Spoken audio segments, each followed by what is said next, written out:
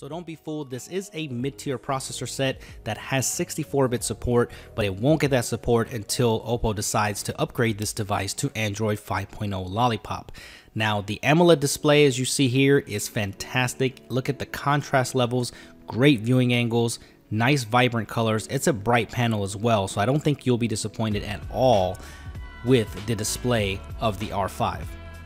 If you're not familiar with ColorOS, it is their skin on top of Android 4.4.4, and there are some improvements and enhancements from the last iteration of ColorOS, but it looks pretty much similar. Now, the difference that you will see is there is no more app tray, it is just one continuous panel. Here is the new multitasking tray here. Looks very much like iOS, but it's got a kill all button, which is awesome.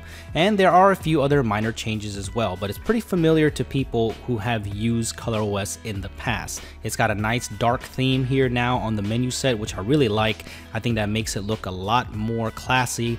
The white elements like on the N3, I wish were changed to this darker theme set here, which I really like. And there's also a one-handed mode here, kind of similar to Samsung here, but I don't really use it that much. You activate it in kind of a weird way. What you do is you just kind of swipe from the edges to the middle, and it happens just like that.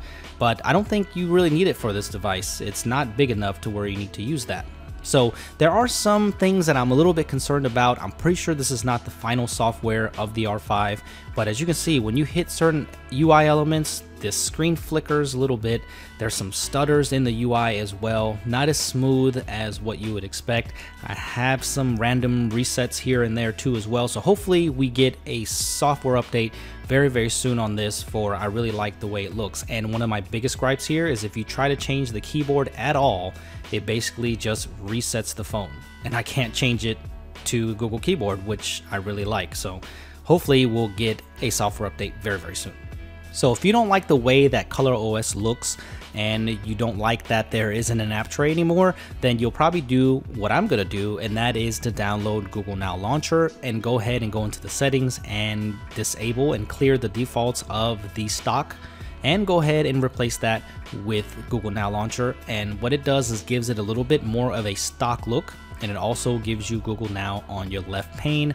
And I just like the way this looks a little bit more, and I think this is the perfect combination of ColorOS and stock Android. Even though I know it's not stock Android, it makes it a little bit more responsive as well. You can see the touch response to me looks a little better, the frame rate looks a little bit better, so this is the best combination I think for the R5 so far. I just have one wish list with every Oppo device that's out there. I hope in the future that they give us the option to run stock Android, because I think that would be perfect. The hardware is so good, and I think that stock Android would be a perfect pair for these Oppo devices. So what do you guys think about that? Would you buy an Oppo device, or even think about buying an Oppo device more if there was stock Android? Leave that in the comment section below. I want to know what you think.